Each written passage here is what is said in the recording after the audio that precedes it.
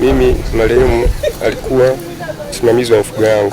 Majira saa 8 za usiku kuelekea saa 9 kwenye kambi yangu ya ng'ombe iliyopo Ihanga Mkanyageni, nilipigiwa simu na kijana wangu taarifa kwamba pale kambini kwangu kuna uvamizi umetokea.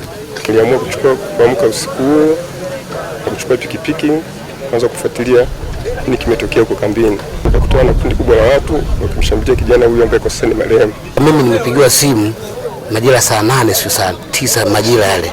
Ananipigia simu Adam. Mimi ninapofika pale tukafika na jeshi la polisi. Tulifika pale nikamwambia jeshi la polisi, naomba na mimi nijilizishe huyu mtu. Baada ya kumkagua pale niliona tu vitu viwili. Majeraha yale na kitu alichokuwa amevilingwa kiunoni kama neti.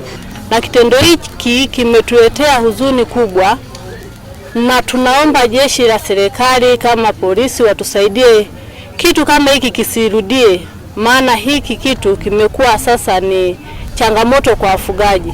Pia tuwaombe kama ambavyo wameanza na hili swala, basi wasirudi nyuma, kwa sababu hivi vitu kwenye jamii nafikiri ni vitu ambavyo havikubariki. Ni lazima wajaribu kuona namna gani wanaweza kuvikomesha, kwa sababu huu ni unyama. Nitoe wito kwa serikali ya Mbarali, hasa serikali ya Lujewa, naomba sana mpige vita hali hii na wananchi wote, na Mungu atakuwa pamoja nanyi.